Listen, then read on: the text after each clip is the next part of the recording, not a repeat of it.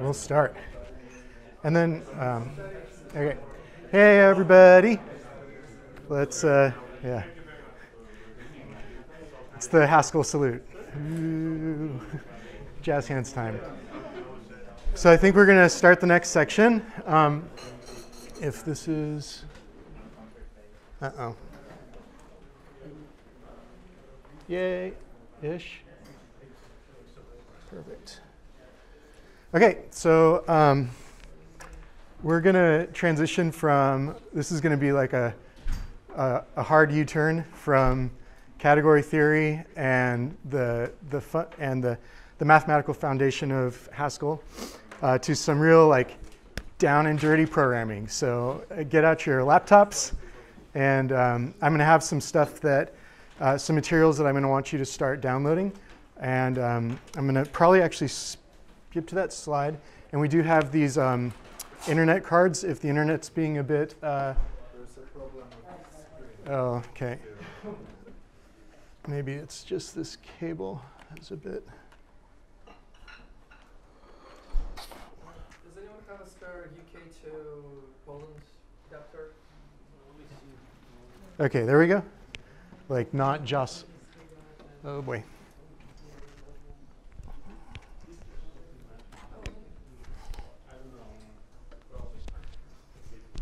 If we...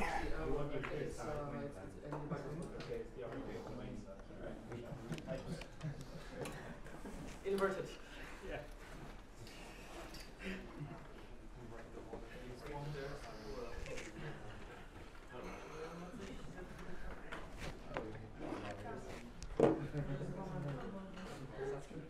Feels like a horror movie.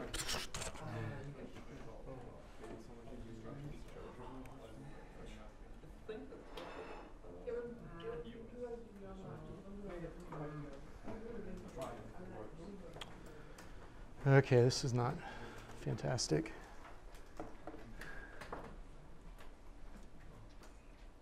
Okay, I'll try to be the lightest typer in the world. No. Maybe we can find another cable.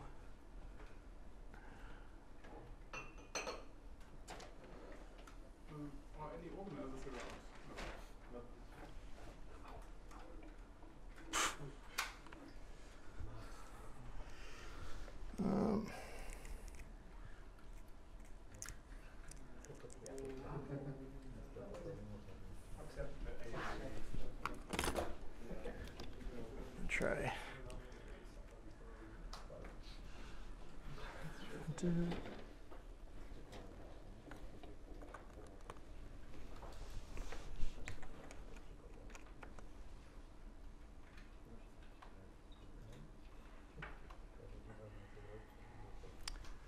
Okay, I think I put the finicky end into the floor and the other one in here, and we're going to say that it's smarts. Okay, so I'm going to jump forward a few things to find. Let's see. We're going to need. Okay, so if you can go to gitlab.com/paniclater.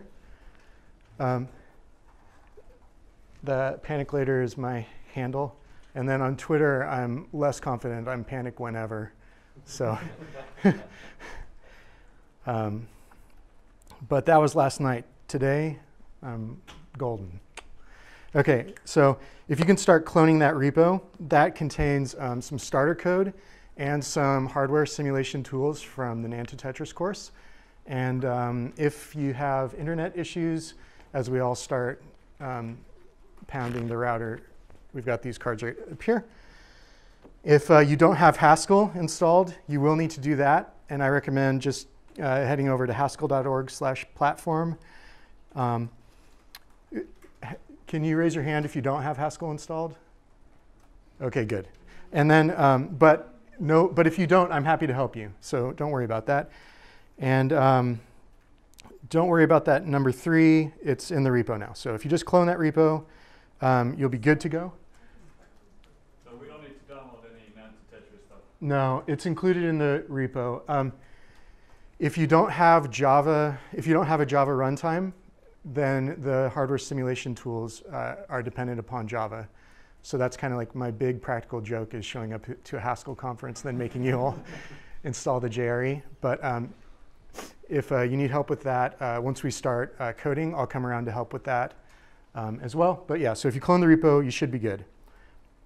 And the simulation tools are included in the tools directory. All right, so this course is called From NAND to Lambda, and a little bit about myself first. I am an engineer at a company called MX. It's in the fintech space. I work primarily on the front end, and I do a lot of JavaScript. And so I started writing Haskell for some therapy, and it's been working out pretty good so far. I'm still sane.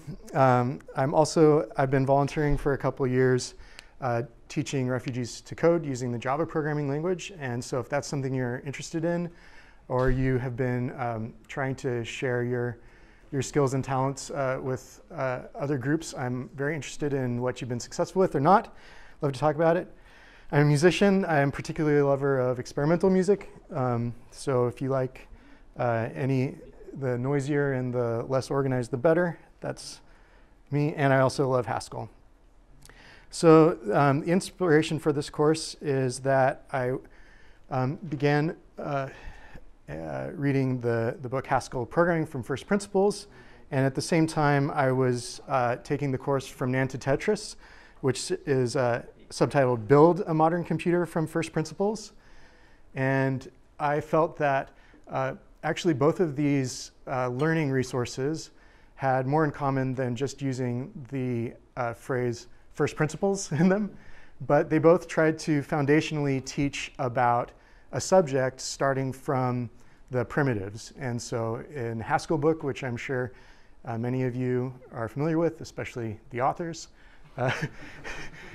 they start out by teaching you lambda calculus, right? And then they move on, and each subsequent layer of learning is built upon a stable foundation. So that by the time I got to the chapters on monads and et cetera, I almost felt a little bit let down because they weren't as mysterious as I'd been led to believe, right? And NAND to Tetris attempts to do the same thing. So it's a course that is about teaching the full stack of computing from hardware basics all the way up to designing an operating system. And they started this course with the idea that originally, a long time ago, 30, 40 years ago, the computing stack was much simpler, and most programmers understood or had an exposure to the whole thing. But now, a lot of times, like for me, I was trained as a musician, stumbled into PHP WordPress themes, conned my way into JavaScript, then into Java, now into Haskell. I had no idea, what a logic gate was. I mean, below the JVM was a complete mystery to me. It might as well have been black magic, right? And so what they do is they condensed this super complicated modern stack down into something that you can actually build on your own. And I hope that the course NAND to Tetris and the book Haskell book are both pretty involved courses, right? There's no way I can tackle all 1,200 something pages of Haskell book, or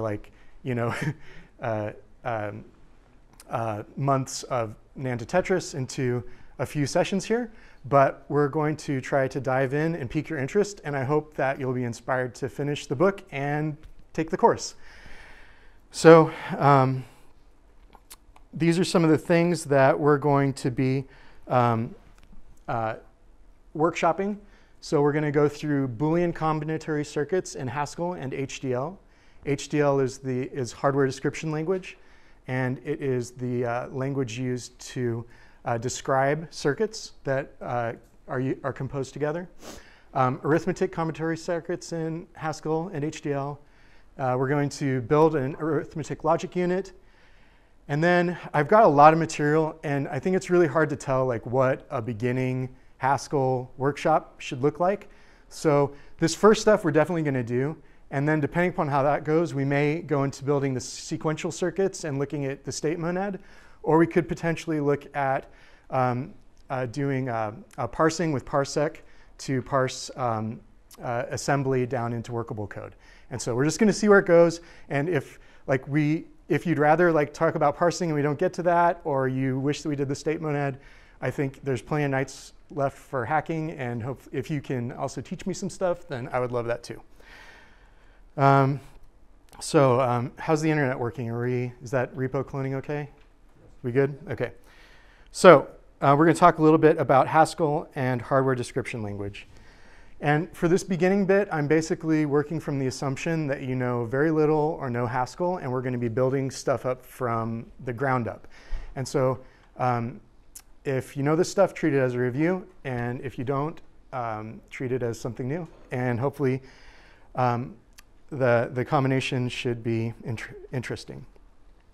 So a lot of times when people talk about Haskell, at least when I try to talk to my colleagues about it, I get criticisms such as, well, that's so far divorced from what the reality of physical computing is that how can you trust it? Many of my coworkers feel like they need to do things like manage pointers manually, and they don't want to give up any control. And so when I talk about these abstractions, they just sometimes, I think, unfairly critique it as not very practical or true to life. So I was super surprised when I started taking this hardware course that the hardware description language that exists at the lowest level of computing actually, I feel like, has many both foundational and just practical similarities with Haskell and functional programming. The first part was that HDL relies entirely on function input and output. And it uses function composition to share code and avoid rewriting. It's declarative, not imperative in nature. There are no for loops. There are no imperative step-by-steps. In some hardware languages, they have built these things into it. But when you turn on electricity, you don't get to ask it nicely to do things in a certain order, right? You have to describe the system in terms of circuits and gates, and then it goes, right? Much the same way when we write Haskell, we describe a program and then hand it off to GHC. And then it also achieves side effects through types. And assuming we get there, that's going to be, this is probably like the shakiest correlation I'm making, but I think it's there, so hopefully we'll talk about it. So in order to accomplish these exercises, I feel like these are the concepts that we really need to understand. So we need to be able to declare functions and call them. We need to understand the let in syntax, or where. We need to know what tuples are, type and data constructors, and pattern matching. And so let's, I don't want to waste, I don't want to go into things unnecessarily.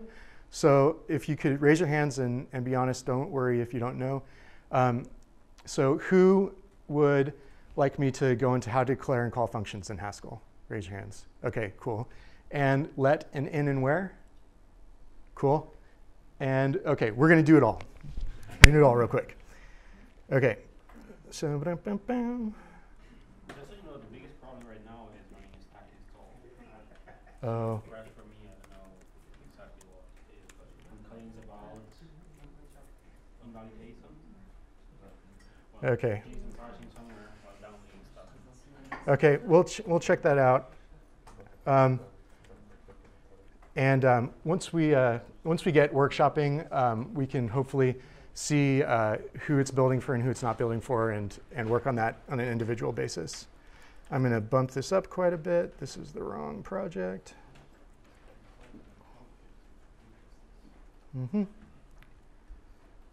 OK. Actually, we'll be able to do this with examples later on. We're going to take a look at HDL first, and then we'll jump into Haskell. So these are the basics of HDL, and the syntax is really, there's not a whole lot of options. Basically, each file starts with a chip declaration and then a name. You can give the chip any name you want, but it needs to match the file name. The files end in .hdl. What follows is a description of the inputs and the outputs to the chip. And you should think of these as physical inputs and outputs, so the actual wires that are coming into the chip and coming out of the chip. One notable thing here is that there can be many wires that go out of the chip, right? And so that's a little bit different from the terms of functions in Haskell. And so how we're going to draw a correlation there is we're going to use tuples, right? So if we need to have 3 outputs, we're going to return a tuple of 3 values. If we need to have 20 outputs, we'll return a tuple of 20 values. What follows are the parts. And this is where we describe where the actual wires that are coming into the chip go and where they go out. And so you can see in this example, I'm using 2 built-in chips. That means that I've already defined them somewhere else, so they're provided. And you just reference them by name, and they have their own inputs. So my built-in chip has an A input and a B input. And what I'm doing here is I'm wiring the A from the chip in to the A input of the built-in chip, and then the B of my chip into the B input of built-in chip. And then you can also define your own outs. So at the top, you see I have out, out. That's the my chip out. But if I want to create like additional wires from chips to chip, I can actually declare those on the fly. So this out is being sent to my var. And so I basically said, built-in chip has an out, and I'm describing like a wire, like a theoretical wire called my var. And then you see built-in chip number 2 gets my var wired into both of its inputs. And so sort of ad hoc, you can just on the fly be like, give the output of a chip a name and then send it somewhere else. And that's the whole language. And so you can think of it basically as calling functions with inputs and then giving value names to those outputs or sending them directly out. And that's pretty much it. I think it'll become a little bit clearer once we talk about it a little bit more. And so I'm going to start talking about NAND, and we're going to use that to do some examples. Is this for any hardware at all, or is it just for these specific programmable chips? So this is this particular version of HDL will work with the simulation tools that are provided with this course. And you can use it to synthesize chips, but if you were an actual hardware engineer, the tools that you'd be using would be much more complicated. And this can do everything, but it's not necessarily the most efficient or fancy way to do things, right? So these will work with the simulators, and we'll be able to run these and see how it goes. Okay, so we're going to talk about NAND a little bit. The thing that is super remarkable about NAND is that it is a Boolean operator that can be used to create every single type of Boolean function that exists. And so it's a universal Boolean operator. And the definition for it is that if it gets 2 high inputs, it outputs a low. And for any other input, it outputs a high. And it's NAND because it's not AND. It's the negation of the AND. So we're going to go ahead and build this in Haskell and demonstrate some, let's see, boom, boom, boom, here.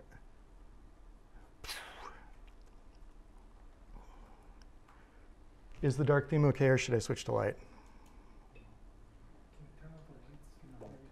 Here, I'll try switching to the...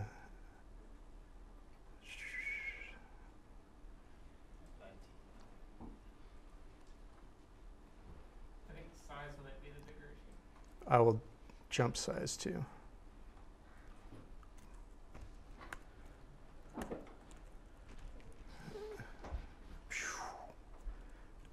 Too big? Too small?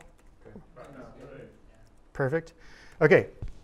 So this right here is how you define a function in Haskell. So on line 7, we have the type signature. You'll remember that from Julie's presentation this morning. It starts with the name of the function. It's followed by 2 colons. And then the inputs followed by arrows, and the last value is always the type of the function output. I have predefined some data types here just to show you that we're building this from scratch. I'm not using zeros or ones or trues and falses because those have built-in assumptions to the data types with the language, and we want to be working just from the raw start. And so I decided to name my data voltage, and it is either high or low, and I derive show just so we can print it. And then we're importing it here on line 3, so it's available. And so let me go ahead and bring up G.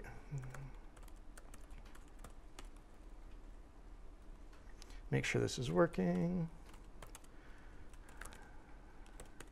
OK. So what I've done in these files is I've given each of these function type signatures already. And so the type signatures are going to be your guide to the implementation. And then each of the functions is itself currently undefined. And so we need to, if we try to call these right now, if I go NAND, it'll say like no instance from show. And if I try to give it a high, it'll give me an error. And so, let's give it, let's actually high. So we've got, it's going to give us an undefined error because we don't have an implementation. So the first thing that I'm going to do is to call my function. We'll do this a couple ways to demonstrate the basics of Haskell. So I can give it 2 inputs. And now X here refers to this voltage, and Y is going to refer to this voltage type. And let's go ahead, and this is not the way we're going to want to do it, but we're going to ultimately, but we're going to derive show and eq. And we're going to go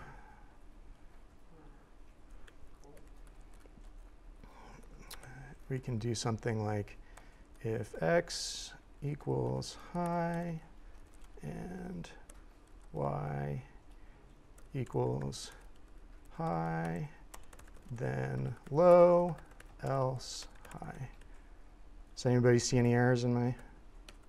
Hey, we did it. OK, so now we should be able to do high, high, and we get low, and anything else we'll get high. OK, so if you can do this, then you can write a function, and then if you see how I'm doing it in how I'm calling it here in GHCI, that's sort of the bare to bones, lightning quick function introduction for Haskell. And I can, once we break and start working on this, I can work with you more on a one-on-one, and we can also hopefully help each other so people that are like more advanced can team up with others so that we can tackle this together. But we don't want to use any of that built-in stuff that Haskell provides, eq and the ands and everything. We want to do this just like we would have to do it if we were writing it in HDL. And so one thing that I can do is show you some pattern matching. So in Haskell allows us here to actually pattern match on the cases. And we can write our function exactly as the truth table we saw before in the slide. So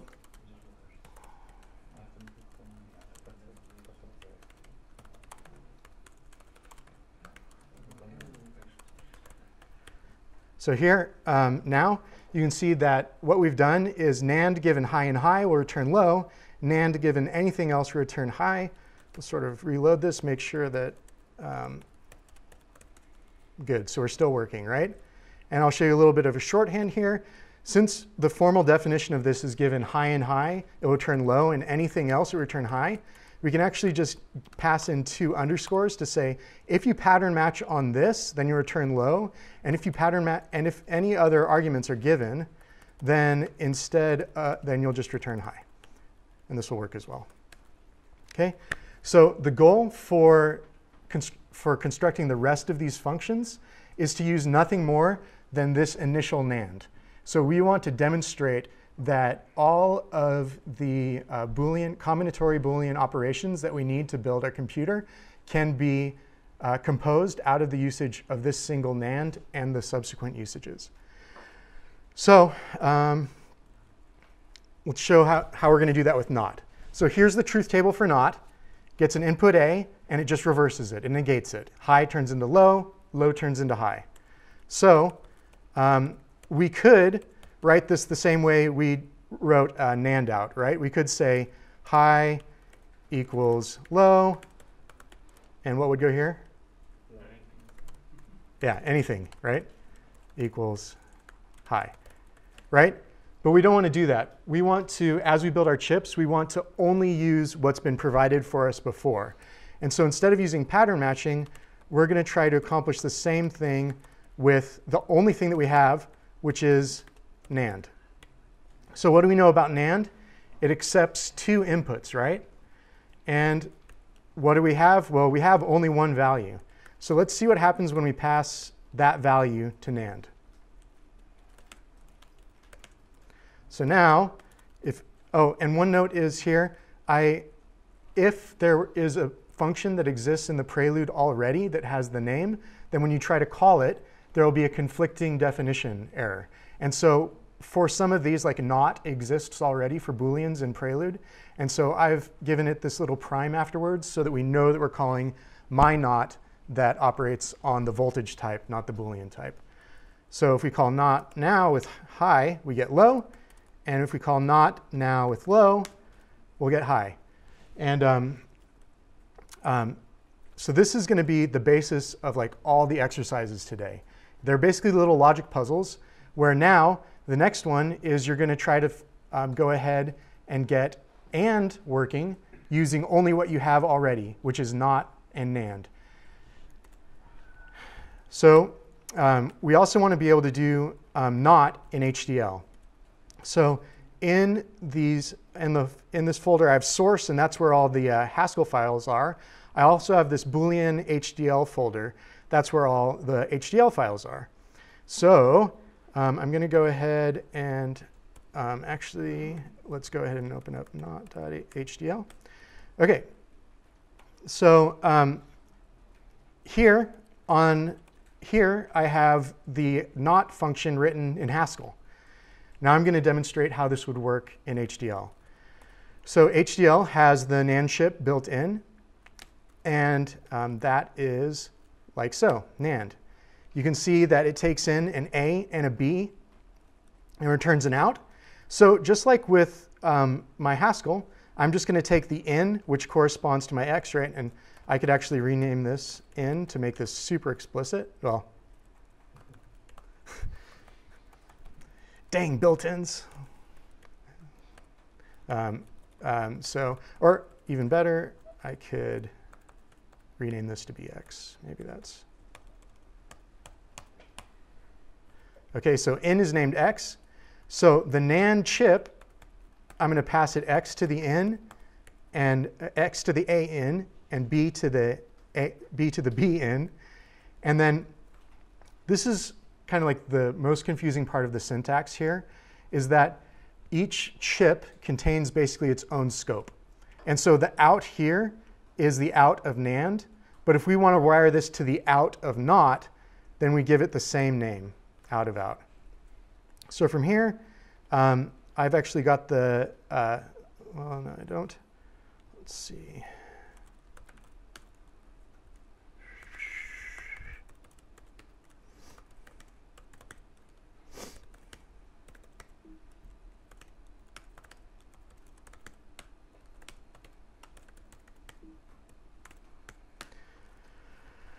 I'm going to run the hardware simulator.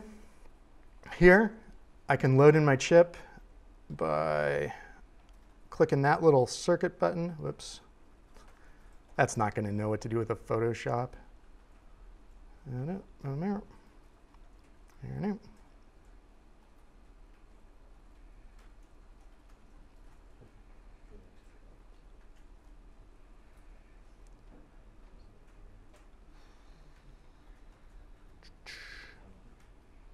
OK. Hardware simulator only in your environment in that case, or is it part of the project somewhere? So I've included it in the tools directory of that repo. And if you have Java installed, you should be able to run it as either a bat script on window or a shell. And or a shell. All right, now you can see here, this is my chip coming in. I've got an NX, boom, boom, and we'll see. Hopefully it will not care that I renamed that input. It shouldn't. I can load a test file here through the test script, and it'll show that it needs to run these assertions. And then I can run it. Oh, the test is expecting the in, so I can't be.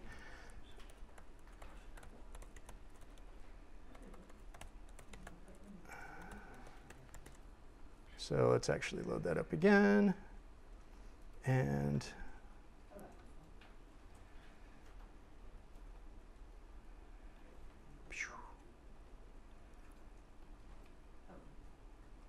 you can see that all my assertions passed. And you can actually, as well, you can step through this.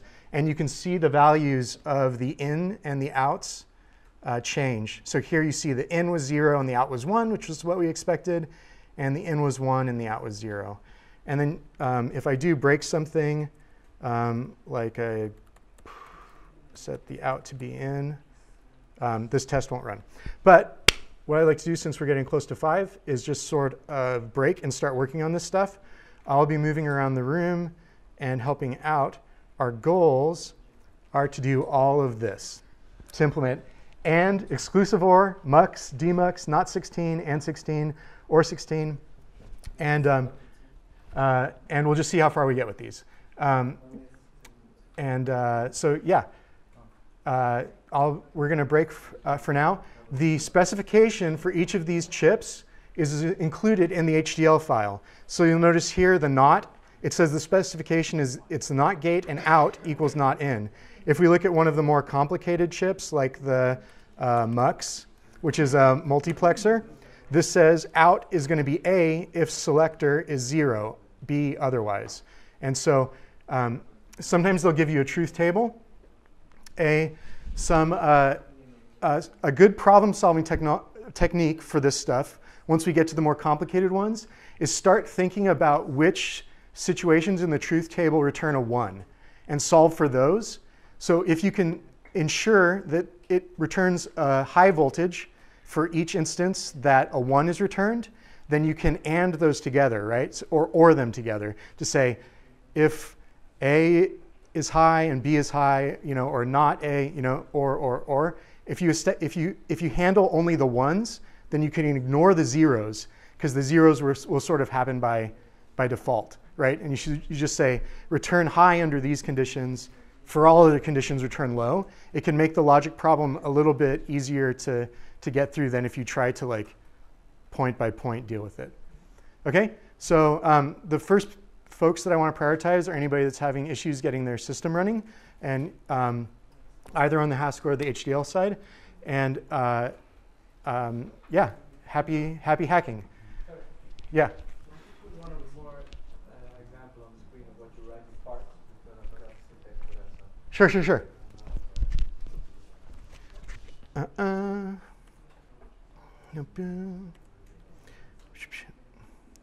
So I'll leave that up here. So right now we only have NAND. So as soon as you write, so let me clarify this. As soon as you write this chip, now, so when you run these HDL files, it will first try to find an implementation that's in the current directory. And if it finds that implementation, then it will use that. Otherwise, it will try to use a built-in chip. So here, NAND is the only built-in chip that we have.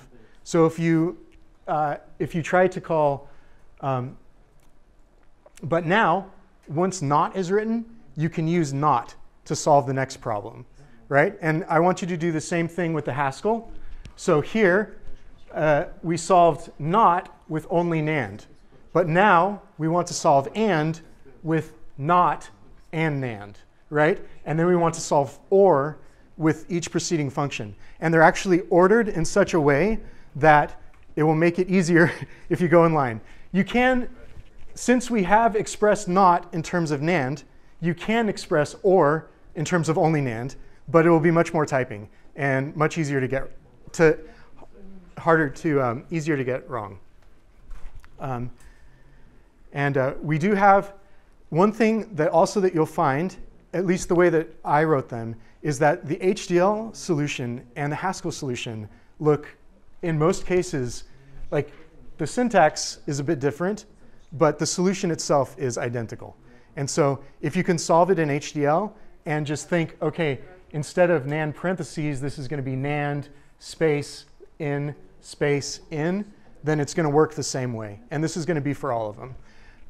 Even the really like MUX 8 ways and these other ones. Because they're both completely declarative. So if you're only using these functions, there's only a certain number of ways that these can be solved. OK, who can I help? If I run the CPU emulator and I get it's not a hack for SM file. OK. So I just open hardware emulator. CPU emulator is later. Sorry. Thank you. So quit that one. And I included all of them because I didn't know like where we're going to go. But hardware, yeah. I didn't even think about it. No. Just fired that. No worries. Yeah, thanks. Yeah. So I got a problem. Yeah. Stack. It's kind of weird. Yeah. Because when I point the stack version, I got 1.3 and I can't run it on 1.3. So I do stack upgrade and he says it's under this path. But when I do stack version again, I have 1.3. But Can I try again? Can I poke around a little bit? Sorry. It will be 1.7. 1. I just don't know where's the old location of stack. It wasn't installed by Homebrew. Can you go to the directory where you cloned the project? Sure.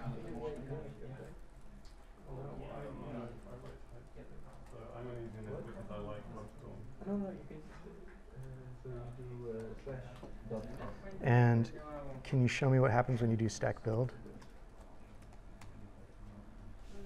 I can't run GSCI though. That was my problem. Yeah, it's that error, and on the forums it says to upgrade the stack. When I do that,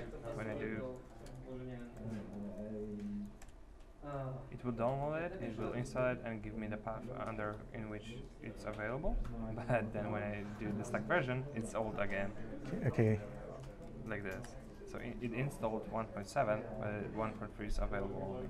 But under this path, it will be 1.7. Can I try? And I added it to the paths already, but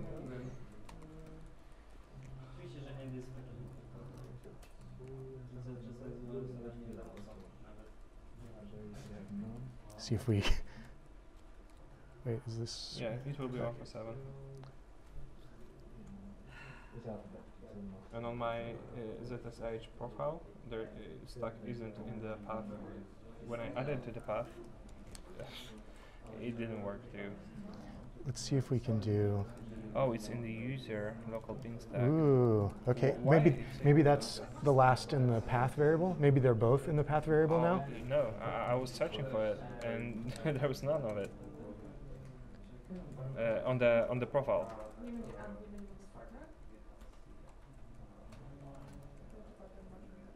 I mean, why would that update to the different folder? I don't know. I have no idea. Maybe I should do sudo with it, with the update. Yeah, that's what I'm thinking. See, stacks here, but user local bin is after.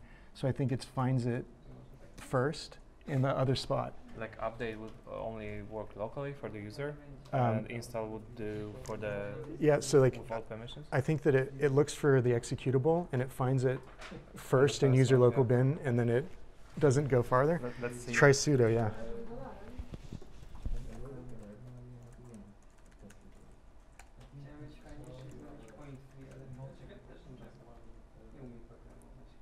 You're not the owner? I'm not the owner? Sudo's not the owner? Like what? What if you try installing stack? Like once more? Yeah. Like with Carl?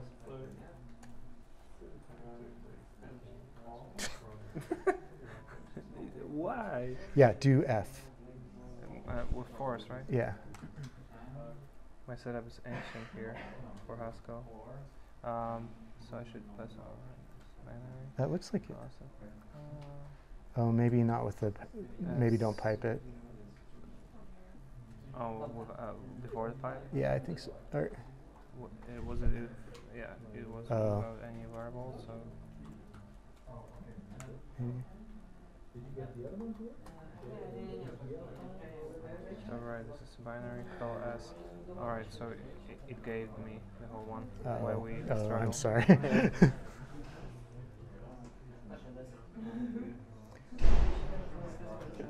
Like, just getting stuff working is always the hardest, you know? Yeah, and it's my fault I didn't No, no, try no. it previously, you know, because I'm so rusty. Yeah. It's just like, it's been installed, right? So let's see. Yeah, now it's working. Okay, let's see if it builds. Yeah, stack build. And in the new tab, Haskell, Monadic, NAND, stack, GCI. Yeah. Already It's better. rolling. Yeah. It doesn't throw an error. Okay. Thank you. All right, I've slain my first dragon. Who else needs help? I was just wondering what it's called. Okay. How do I execute? So I loaded some script here. It says this. But Yeah. now what do I do? The second thing, click this little like papyrus-looking thing. This? Load, click. And then, so this is for not. So scroll down, and you'll see eventually a not.test. Oh, test. And then load this one.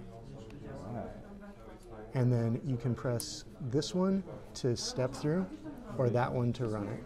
So we run it. It goes and it says. And if it doesn't give you any errors, then you Then we're are fine. victorious. All right. Okay, 2 dragons down. I'm batting 100.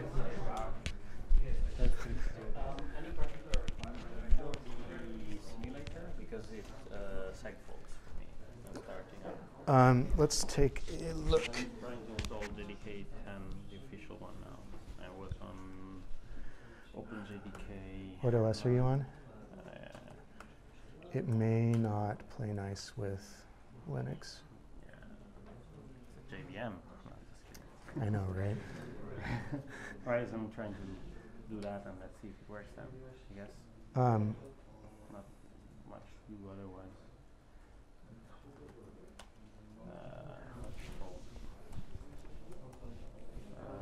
Six from one, let's try this. Hit 6 from one. Blah blah blah, lots of stuff.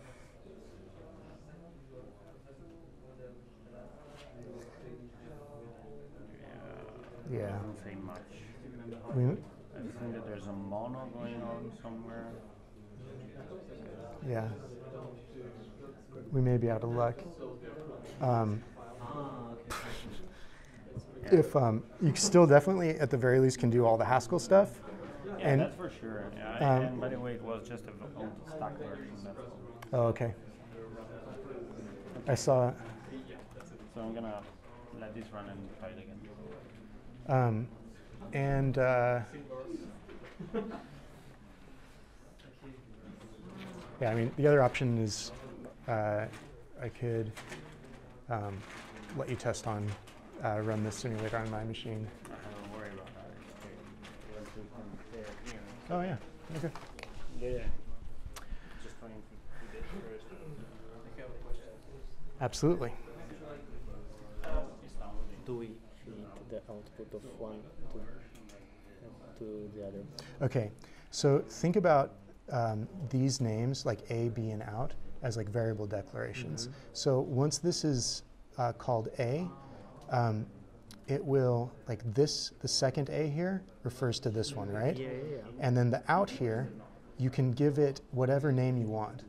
If you give it It A, shouldn't be declared here. if you, yeah, it shouldn't be declared here. Okay. If you give it A, then it thinks that you're Yeah, taking sure. that wire and like wiring that, yeah, give it temp and then yes. Okay. And then this out here Is this is out? this that out. Yeah. Yeah, cool. And so it'll be the same in your Haskell variables, right? You could say like and would be A and B, Yeah. and then you could use like a where or a let, right? Yeah. Okay. So I was also stuck there. Yeah. So am I?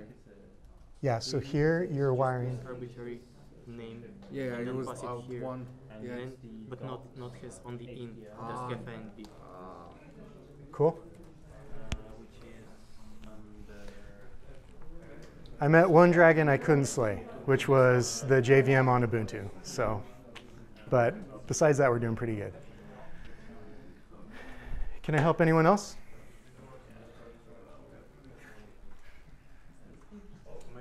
Yeah. I tested not Yeah. here. It tests, as I understand it, just in when it's value 1. Uh-huh. And how can I test in when it's 0? Okay, sure. So I went really quickly, but if you click on that, then this will you can load test files. And so if you load the not.tst, there's a corresponding test file for each circuit. If you load that, oh yeah, you've got that there. If you press play, This one or this one? let's do the first one. This will go, and now you can see 0, 1, and then run it again. 0, 1, 0, 1, and run it again. 1, 1, 0. And then if you press the fast, you have to kind of like rewind it first. Then if you do the fast one, then it'll just, So it will show only one output, right? yeah. And if, The latest one. yeah, it only shows the latest one. But if there are any errors, it'll show a red thing at the bottom. Okay. So if it says end of script, comparison ended successfully, you're Then gold. Okay. But otherwise, it'll be a big red thing. Y'all doing good? Okay.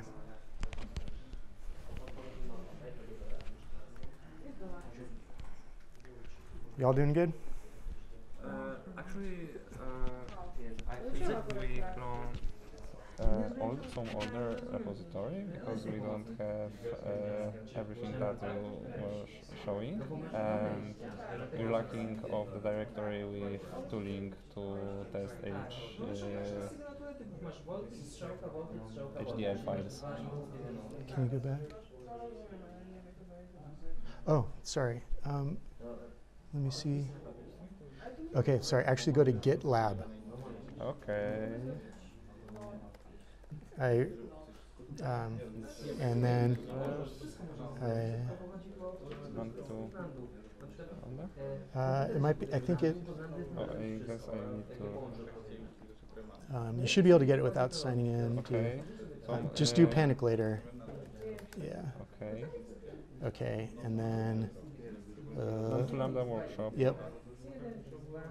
Perfect. This is the right one. Okay, so we'll copy what we already done Yeah. in Yeah. NAND, and okay, great. Yeah. Sorry, that other one was for like 1 hour, just talk, and so this one is the. Yeah. Okay, thank you. Okay. Yeah. Sorry for the confusion. I just started using GitLab, so. Actually, I can probably get some tip of GitLab. Google. Jak na mnie to wygląda, jak... A jak wygląda? I'm worried about that this sorry. The XOR? Which one? No, I'm trying to, I don't know how to write it down. So one thing that I think is, so you've got, so first off, I think these beginning ones are the hardest because you have the fewest tools to solve them. But I don't know, do you want some hints or do you want to just keep it? I don't know, like, Okay. what they need for that. I mean, I don't know again how to approach that. I mean, I wrote this table, but Sure. it doesn't really help me at all. So let's are you familiar with the let in syntax to make variables? Yeah, to bit. Okay, so let's do it. So say, just put an enter here and do let. And then let's say, we need to know if they're both high or if Or they're, both low, or yeah. whatever. So if you say, let's create one, do enter again, and say not x equals. No, like let's make a variable called not x, like not Okay, uppercase x, like that, somewhere and then else. we'll do equals, And then now we'll do not prime on the x. Oh, no, no, no. Just like that, okay. Single equals. Not prime x. Uh-huh. Now do another line and make a variable not y. It's like And- not y. right? Just like that. So now this will be this will be 0. So if low and low come in, then this one will be high and high. Right. And so for that one, we want to return what? Low, right?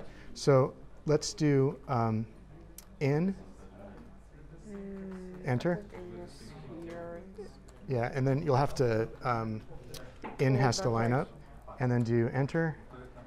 And so let's say not x, or let's do and prime.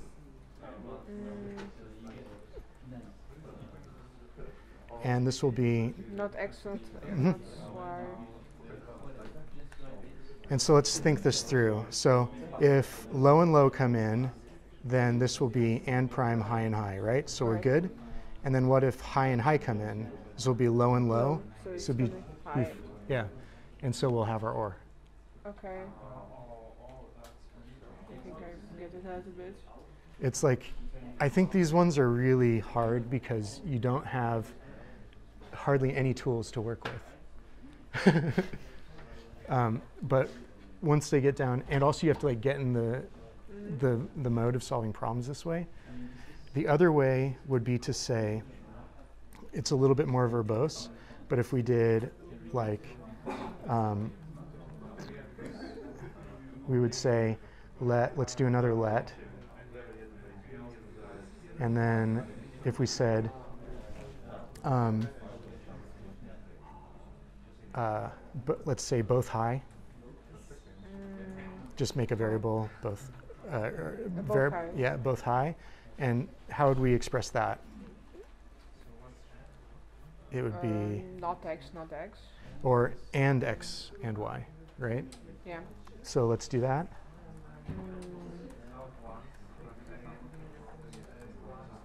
Exactly. Then next line. It's both low. Yeah. That, let's do. So that one solves this one. Yeah. And so let's make copy not x and not y from just do both of those lines down here again.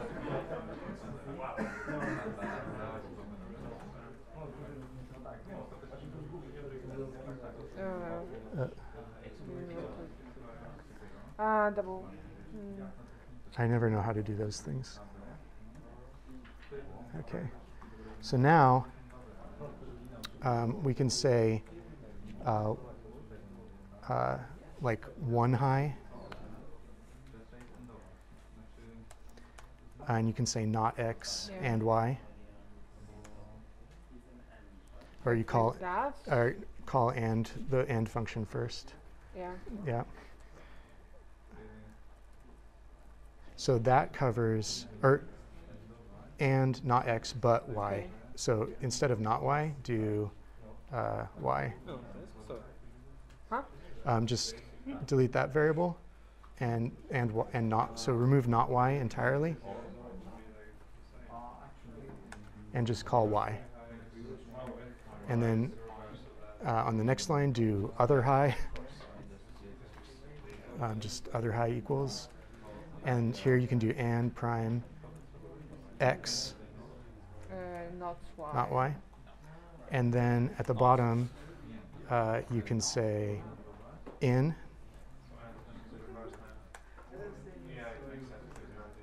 And you can say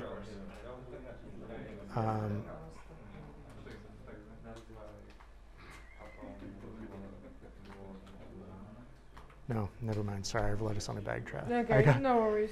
But this is kind of the way at least I think through it, Okay. you know? Just trying to be like, how do I express the truth table in variables? And then now that you have and or, it should get more manageable because you can say, now that, because with this instance, you could say this one, like make a variable for this make a variable for that, make a variable for that, and say this or this or this, right? Okay. But the first ones are really hard because it's like the first one took me like a whole like 2 days of just being like, I don't know what I'm doing. Thank you. Yeah. Can I help anyone else? Doing okay? On the right path? Okay, but I'm just wondering, like, do you have any tests for the Haskell stuff? I don't have tests for the Haskell Alright. stuff. I wanted to write them, but actually what I'm hoping to do is in the testing class to take what I learned there and write them for this. And so I think it should be good. Yeah. Are you comfortable using GHCI to test it out? Yeah, of course. Okay. Of course. Yeah. I think I got this stuff figured out. I first tried to like replace the ins with actual calls to the chips. I didn't get the out stuff. Yeah, that's pretty funky, huh? I'm just wondering why I can't like. This is taking like XY, the end. Yeah. And I'm using it with the NAND and with the NOT. Yeah. That's correct, right? Yep. But why can't I compose this stuff? Okay, so I'll show you this. This is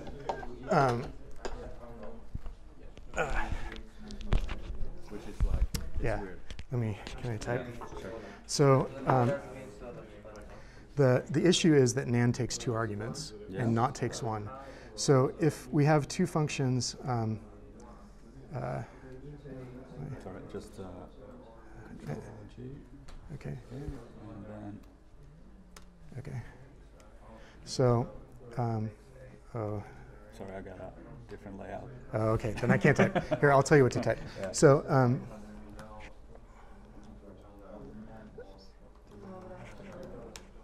okay, so That takes 2 arguments, right? so this function composition would be the same as on another line, put not open parentheses, and then NAND space x space y. Mm-hmm. And so function composition calls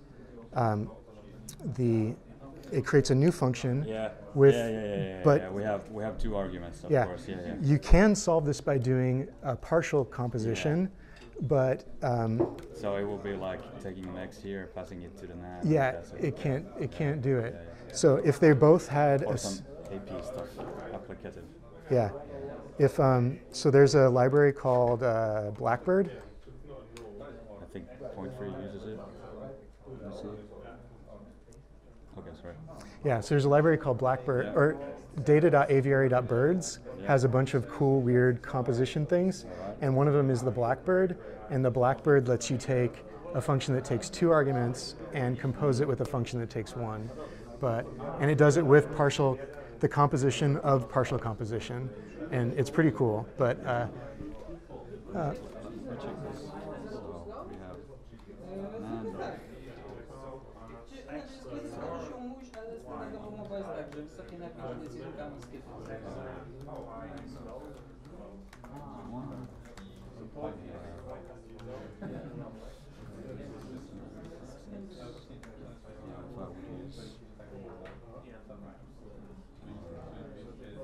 I don't know if it works like this.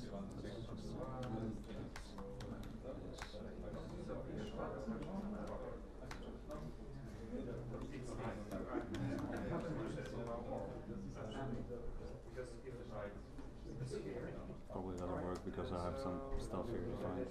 But this is pretty nice. You can just feed it a function. and it'll do the ETA reduction for Yeah. computers. But,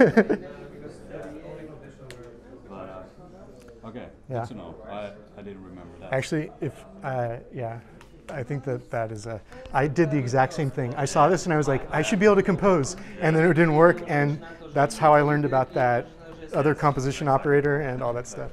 So,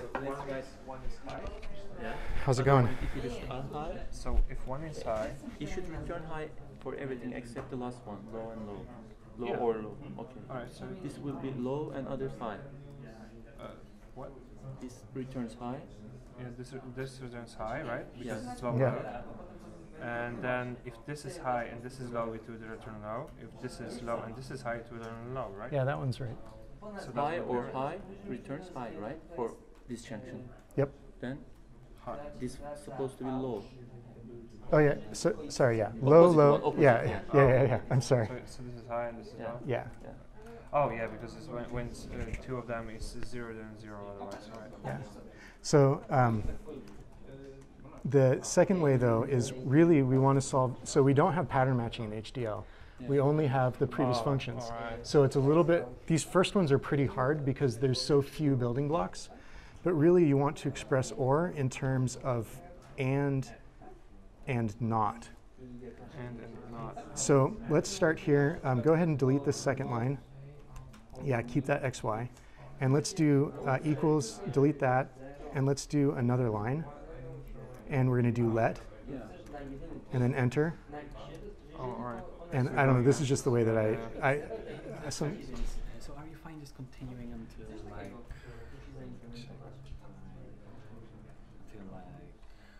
half past, 40 past? Yeah, I think that we can go, I'm happy to go as long as people want to, like even if people want to hang out afterwards and hack on this, it's cool. But yeah, I think that's good. We'll have to leave The building. Yeah. Cool, perfect. Okay, so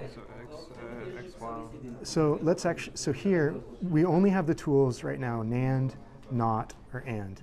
And so if we think about one thing, so if we think about the truth table, right? Let's try to express this one. We've got 0, like low, low is going to be low, right? And we can think that that is sort of and, not X, not Y. So we only want to return high if they're both low, right? So it's a reverse. So do and, then here do yeah. All right, so do and prime, and then open parentheses, not prime, low. No, that's right. Close parentheses, space, open paren, not prime, oh yeah, we kind of low, enter. So that's what we want, that's OR. So go back to your code now. So if we have like not X, actually make a variable like not, just like a not X. Yeah. Yep. And then another one, not Y.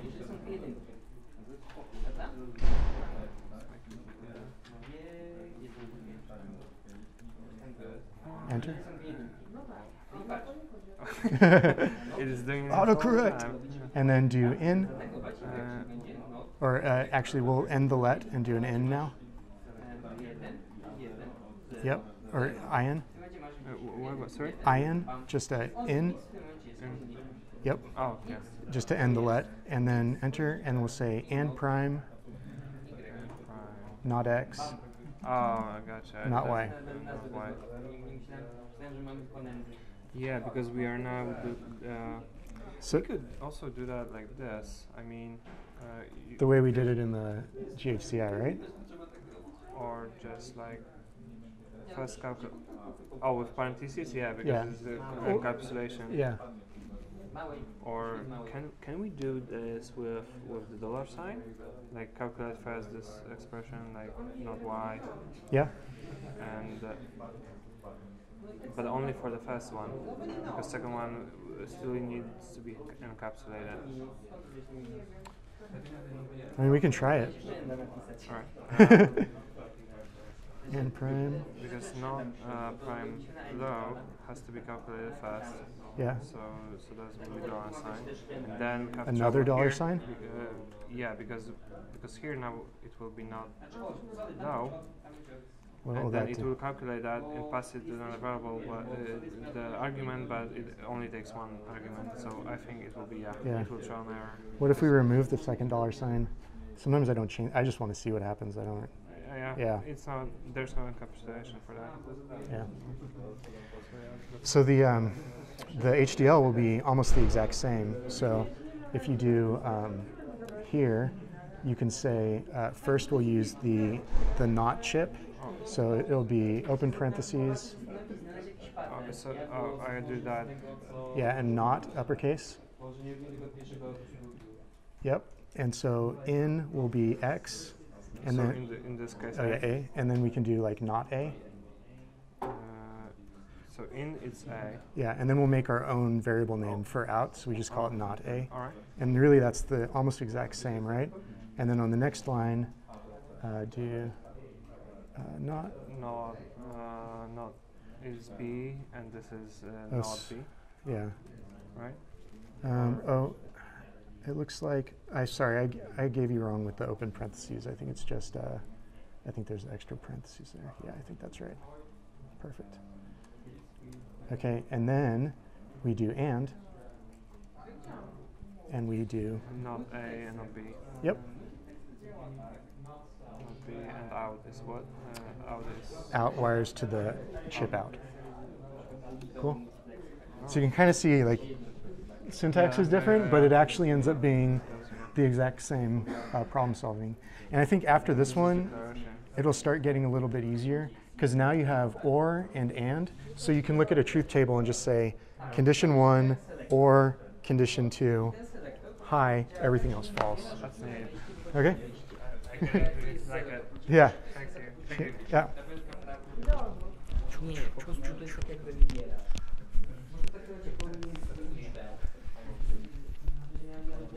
I gotta see. This might be a long problem. Yeah. I'm having trouble with running the hardware system. Okay.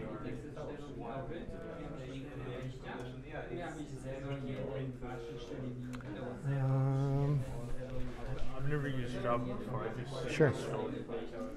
Let's see.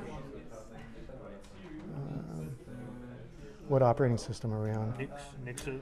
Yeah, so unfortunately, I just ran into this and was troubleshooting this on also just Ubuntu, and I don't think that it's only supported currently on Windows and Mac. Okay. So if you'd like to, I mean, you can still do all the Haskell stuff, but I don't have a way to get it to run on Nix. Sorry. I get the logic that I guess it's more important than Yeah, yeah. And the solution should work pretty well in, like if you solve it in Haskell, the solution in the HDL should be the same. And if you want to, afterwards or in the middle, I can run your HDL on my test files and we can double check that they work. I may be lazy and just do the Haskell. Yeah. How's it going? Yeah, I was just trying to find this one. XOR. XOR? I mean, yeah, pattern matching is easy, but that's cheating. So Yeah. I wanted to do it in terms of this stuff and Yeah. trying to wrap my head around it. But These, yeah, I think that they are pretty tricky to get, but it's fun once you. Now you have and or, right? Right. Yeah. So one thing that you can do with exclusive or is, so show me your solution to or.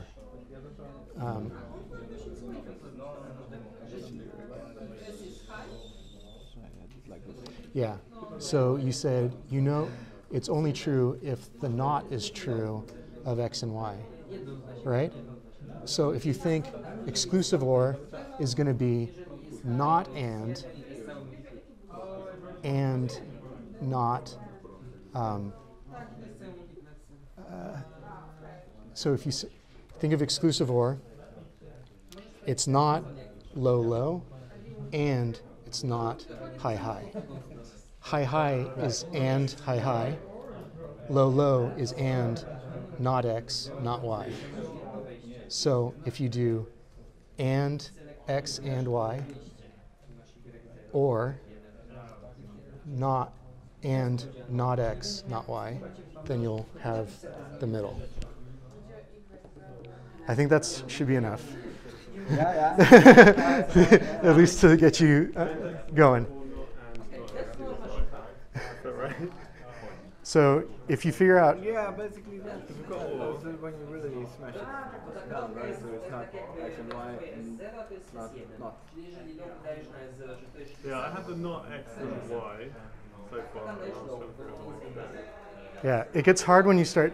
I feel like especially some of the programming that, You make it too difficult. yeah, yeah, and the Boolean expressions when you're dealing with that, you don't do a lot of like knotting stuff too. So I think that's the, yeah, anyway. It's kind of hard to put into words. How's it going? Good. Having a good time? Oh, and so Mihal let me know that we're going to keep going until about 5:30. So if you need to leave before that, you're of course not held ransom. And if you'd like to meet up somewhere afterwards and continue hacking on this stuff, I came to Poland to hang out and meet people and become a better programmer. So hit me up if you want to hang out and do this after. Yeah, tomorrow we'll do more. Try at least today to get through a few of these. And then tomorrow we're going to do show how these same functions can be used with monoids and to do arithmetic. And so, and some other stuff, hopefully. So in Haskell I have the multiplexer defined with multiplexer. Ah, okay. But I can't seem to get this okay. step 0 and 1 the same way as it should. Yeah. Okay. So, yeah, this isn't going to be.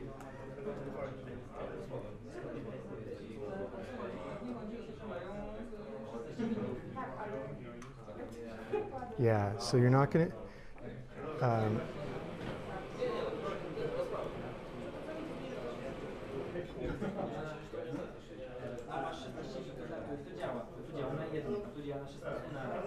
Oh, get rid of 19. Delete line 19.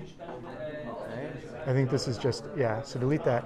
So now out here can go to A directly. Ah, I see. Yes. And that one can go to B directly. I think this will work. I think it was just, you'll have to reload the chip. Every change it has to demux. Oh, and then also, here, go ahead and stop it. And you have to reload the script as well. It's not the most, the UI could probably use some love.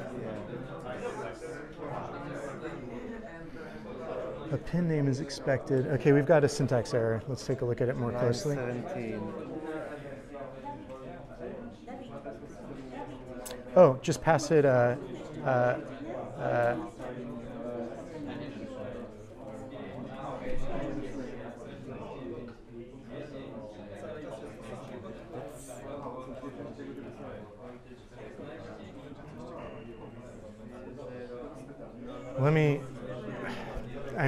Let me look at mine and.